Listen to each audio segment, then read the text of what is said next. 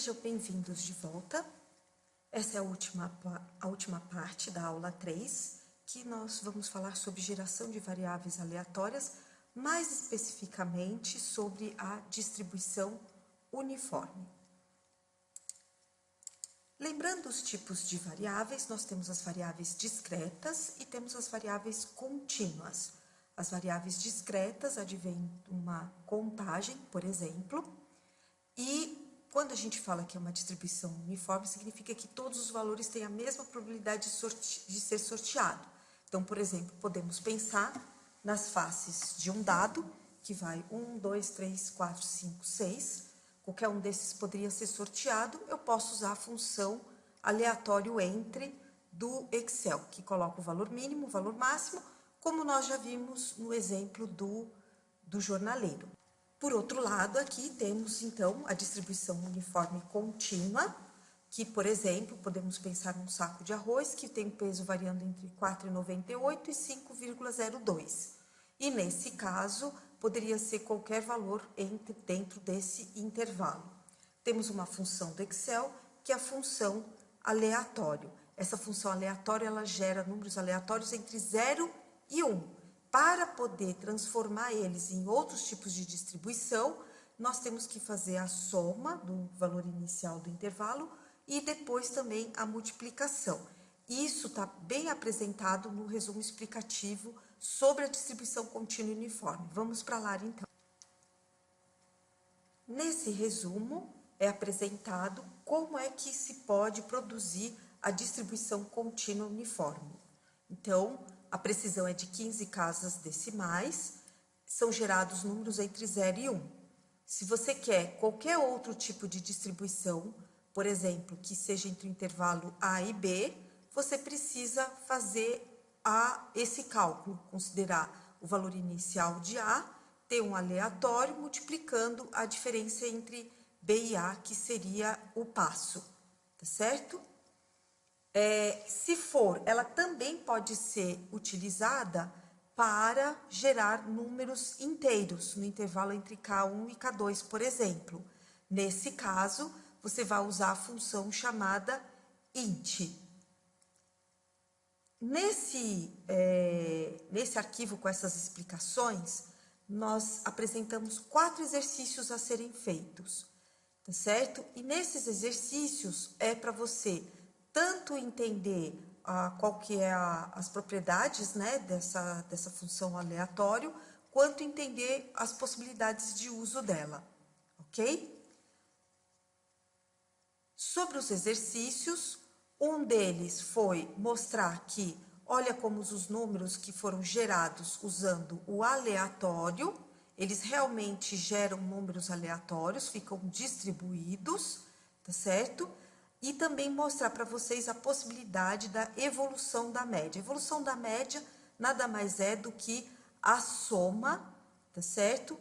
E das médias. Então, por exemplo, o primeiro valor é igual ao primeiro. Esse segundo valor aqui vai ser a média desses dois aqui, a média acumulada.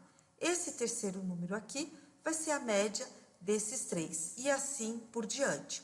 Podemos observar pelo próximo gráfico que a média ela tende a 0,5, que é a média de fato dessa distribuição contínua uniforme com valores entre 0 e 1.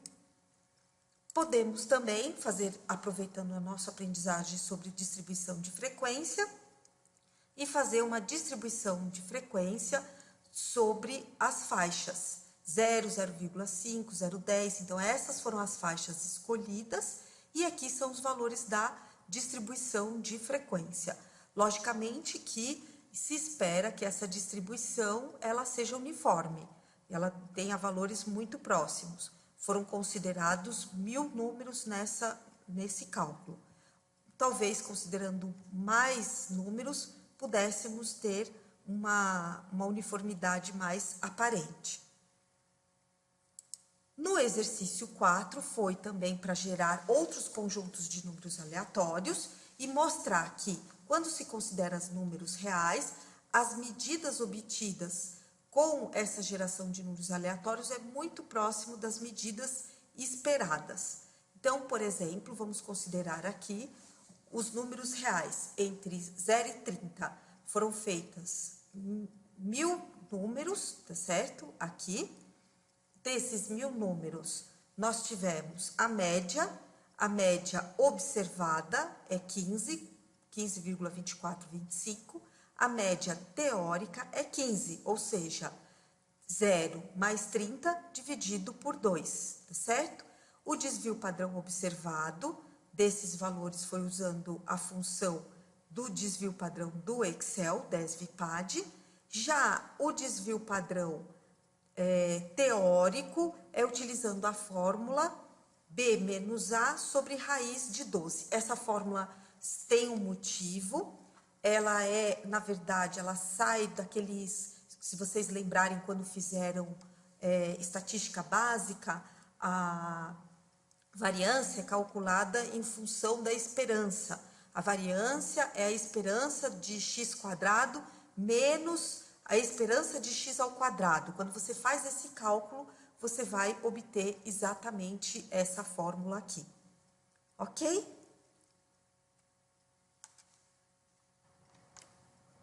Dessa forma, então, o que tínhamos para falar sobre distribuição uniforme foi comentado e sugerimos fortemente que você veja o resumo explicativo, esse que estávamos olhando agora, faça os exercícios para que você tenha aprendido a distribuição contínua uniforme.